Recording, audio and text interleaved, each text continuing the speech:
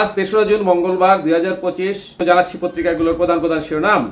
সর্বপ্রথম Ittefaq main heading করছে, মহার্ঘ ভাতা নয় বিশেষ প্রণোদনা পাবেন সরকারি চাকরিজীবীরা। এরপর প্রথম আলোর মেইন হেডিং, বাজেট স্মল কিন্তু বিউটিফুল নয়। নেক্সট যুগান্তরের মেইন হেডিং, করের চাপ, কালো টাকা সাদা, অন্তর্বর্তী সরকারের বাজেটের যত চ্যালেঞ্জ। নেক্সট ভোরের কাগজের মেইন হেডিং, যেসব পণ্যের দাম কমলো ও বাড়লো। এরপর জনকণ্ঠের মেইন হেডিং, বাজেটের আকার রাজস্বের সাথে সামঞ্জস্যপূর্ণ নয়, আমির খসরু। এরপর ইনকলাবের মেইন হেডিং, দর্শনবিহীন বাজেট। নেক্সট আমাদের সময়ের মেইন হেডিং, আমেরিকার সাথে সংলাপের আগে শতাধিক পণ্যে আমদানিতে শুল্ক কর ছাড় বাংলাদেশের। এরপর কালেকণ্ঠের মেইন হেডিং, টাঙ্গাইলে ট্রাকে মাইক্রোর ধাক্কা, প্রাণ গেল ৩ জনের। নেক্সট সমকালের মেইন হেডিং, কালো টাকা সাদা করার সুযোগ বহাল। এরপর যাই দিনের মেইন হেডিং, গাজায় একদিনে অর্ধশতাধিক ফিলিস্তিনিকে হত্যা করল ইসরায়েল। নেক্সট মানবজমিনের মেইন হেডিং, গাজায় ত্রাণ কেন্দ্রের কাছে ইসরায়েলের গুলি, জাতিসংঘের স্বাধীন তদন্তের আহ্বান। এরপর বিবিসি নিউজের মেইন হেডিং, করের চাপ, কালো টাকা সাদা, অন্তর্বর্তী সরকারের বাজেটের যত চ্যালেঞ্জ। নেক্সট আরটিভি নিউজের মেইন হেডিং, বাইতুল মোকাররমে ঈদ জামাতের সময়সূচি প্রকাশ। এই ছিল পত্রিকাগুলোর প্রধান শিরোনাম। চলে যাচ্ছি যে কোনো একটি সংবাদের বিশ্লেষণে।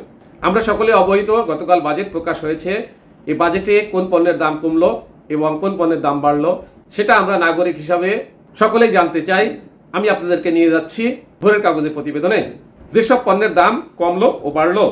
২০২৫-২৬ অর্থবছরে প্রস্তাবিত বাজেটে বেশ কিছু পণ্যের শুল্ক কর কমানো প্রস্তাব দিয়েছেন অর্থ উপদেষ্টা সালাউদ্দিন আহমেদ। আবার কিছু পণ্যের শুল্ক কর বাড়ানোর প্রস্তাব দিয়েছেন। সোমবার ২ জুন টেলিভিশনে জাতির উদ্দেশ্যে দেওয়া ভাষণে তিনি বাজেট পেশ করেন। কমলো যেসব পণ্যের দাম। চিনি, পরিশোধিত চিনি আমদানিতে প্রতি টনে শুল্ক ৫০০ টাকা কমিয়ে ৪,০০০ টাকা করা হয়েছে, ফলে কমতে পারে চিনির দাম। তরল দুধ, প্যাকেটজাত তরল দুধে স্থানীয় পর্যায়ে ভ্যাট অব্যাহতি দেওয়া হয়েছে। বল পয়েন্ট কলমেও স্থানীয় পর্যায়ে ভ্যাট অব্যাহতি দেওয়া হয়েছে। স্যানিটারি নেপকিনের স্থানীয় ব্যবসায়ী পর্যায়ে ভ্যাট অব্যাহতি দেওয়া হয়েছে। এলএনজি, তরলকৃত প্রাকৃতিক গ্যাসের আমদানি পর্যায়ের ভ্যাট অব্যাহতি দেওয়া হয়েছে। আইসক্রিম, সব ধরনের আইসক্রিমের উপর শুল্ক হার ১০% পরিবর্তে ৫% নির্ধারণ করা হয়েছে। কম্পিউটার মনিটর, ২২ ইঞ্চির পরিবর্তে ৩০ ইঞ্চি পর্যন্ত কম্পিউটার মনিটরের উৎপাদন ও ব্যবসায়ী পর্যায়ে ভ্যাট অব্যাহতি দেওয়া হয়েছে। বিদেশি পোশাক, পুরুষ, নারী ও শিশুদের বিদেশি পোশাকের উপর সম্পূরক শুল্ক কিছুটা কমানো হয়েছে, ফলে দাম কমতে পারে। বিদেশি জুতা ও স্যান্ডেল আমদানিতে সম্পূরক শুল্ক কিছুটা কমানো হয়েছে, ফলে দাম কমতে পারে। দর্শক মণ্ডলী, এখন আপনাদেরকে জানাবো যেসব পণ্যের দাম বাড়লো। ১ নম্বর মোবাইল ফোনের দাম বেড়ে যেতে পারে। ২ নম্বরে ব্লেডের দাম বাড়বে, অর্থাৎ শেভ করার জিনিসপত্রের দামও। ৩ নম্বরে ওয়াশিং মেশিন, ব্লেন্ডার এগুলোরও দাম বাড়ছে। ৪ নম্বরে প্লাস্টিকের তৈজসপত্র, যত দামের প্লাস্টিক সামগ্রী তার আগের ছিল ৭.৫% ভ্যাট, সেটাকে ১৫% করা হয়েছে, এই কারণে এটারও দাম বাড়বে।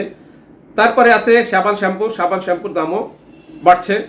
নেক্সট এলপিজি সিলিন্ডার, অর্থাৎ তরলকৃত পেট্রোলিয়াম গ্যাস, যেগুলো আমরা রান্না বাড়ার কাজে ব্যবহার করি, সেগুলোর দামও বাড়ছে। নেক্সট আছে বিদেশি চকলেট দামও বাড়ছে।